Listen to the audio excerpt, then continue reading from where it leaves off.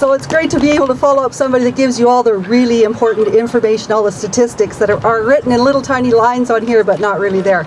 I'm here for the little guys. I always am a supporter of the little guys, and the little guys to me would be the bees and the pollinators and all the bugs.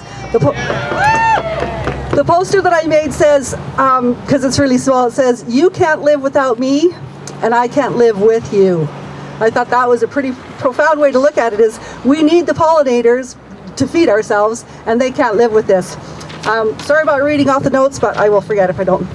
Alfalfa is a bee-pollinated product. It's a plant that they put in the ground for all kinds of different reasons, but it is dependent on the bees for pollination. Everything, once you put in a field of genetically modified alfalfa, you're going to have cross-pollination and contamination. And look what we have now, all of a sudden, a scapegoat. We can say, when everything goes wrong, they can say, "Those damn bees, it's all their fault. It's not my fault, it's the bees' fault," if we could have controlled them, but we couldn't. So it becomes a case of it's not their fault, but it becomes their problem. One of the films that I watched once, it was called The Future of Food, and if you haven't seen that, you should probably get it sometime. It's in the public library.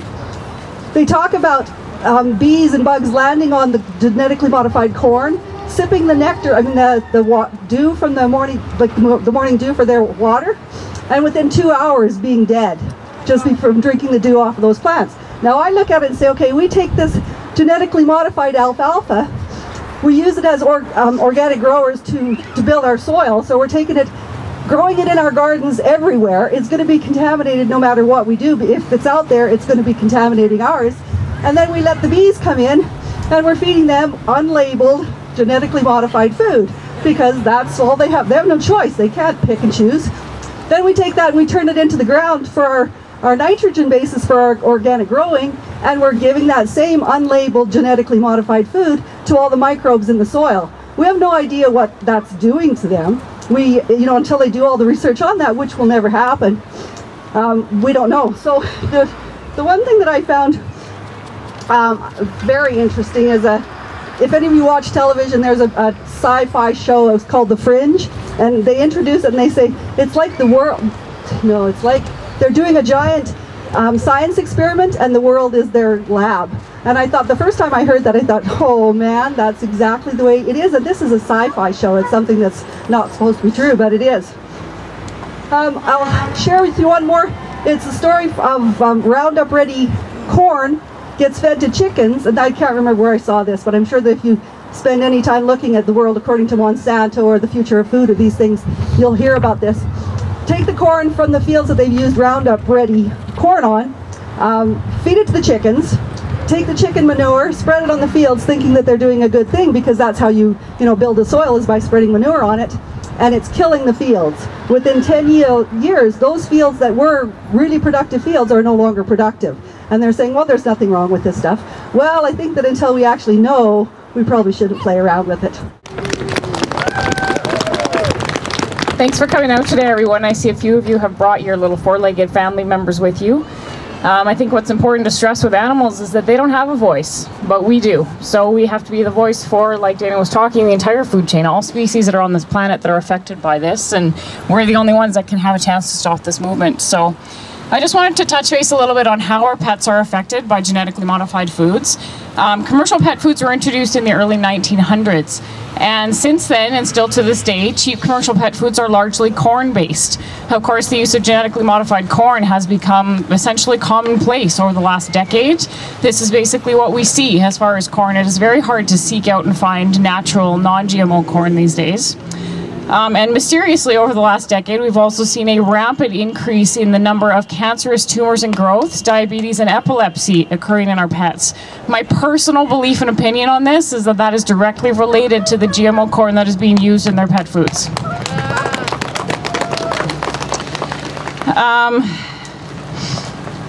These problems, fortunately, have created a certain degree of awareness. There's people like ourselves, there are pet owners out there that are now looking for alternatives. We're looking for a safer alternative to what to put into our bodies, what to put into our pets' bodies.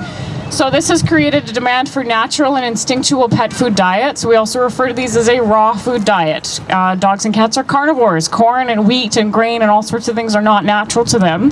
They are meat eaters. Raw food diets is what we specialize in at my store. Alfalfa is one of the most commonly used green supplements in our pets' raw food diets. So we now take this incredibly high-end, nutritious, natural diet and now run the risk of adding a genetically modified alfalfa that we're now using as a supplement to these diets. So we've completely tainted and undone the point of feeding these very high-end foods.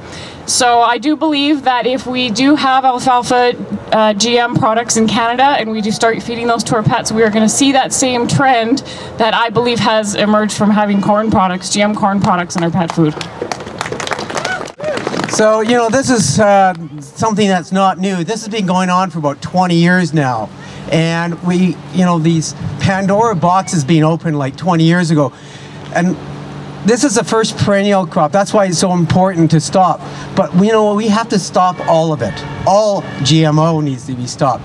And, you know, recently there's a bill passed in the United States that actually protects Monsanto. You know, and that is criminal as far as I'm concerned. And what we 933 exactly, and that was just slipped in there. Oh, so what we need to do is always be vigilant on things like that, because Americans, they have so many lobbyists that get things like this passed, all work for Monsanto, and you know, Monsanto has this revolving door in the FDA, and which they work for Monsanto, then they go in the FDA, get something approved, they come back out and they get a really nice high-paying job. I think that's criminal again, and I would really like that, you know, Monsanto and all the other GMO or life science companies are actually prosecuted. Like if they want to be a citizen, as they were proved in the United States, then citizens can actually be tried and actually executed. We remove their charter. So if you want to have the rights of a citizen, then you need to have the responsibility as a citizen. And the responsibility of a citizen is not to pour crap on your next door neighbor or pollute the food of our children or ourselves and everything like that. So I, as a consumer, I as a citizen have power. And one of my powers is this: money. If every time we walk into the store, and it doesn't matter what store it is, you say, oh, is that canola GMO? And they go, I don't know. I said, find out for me. So you send them off into the back, and they come back and they say, we can't answer that. And you say, I won't buy it then, until you tell me that that is non-GMO. Okay? And that's the way that they got that pink slime out of Walmart, or trying to get it out. And so you walk in there and say, does that have pink slime in there? If you can't tell me it doesn't have it, I won't buy it. And every time, for every product, whether it has corn in it, whether it has soya, whether it has, well, hopefully not alfalfa, but those are the big ones. And the fellow was talking about cotton. You know, cotton, something like 60% of cotton is GMO'd in the United States.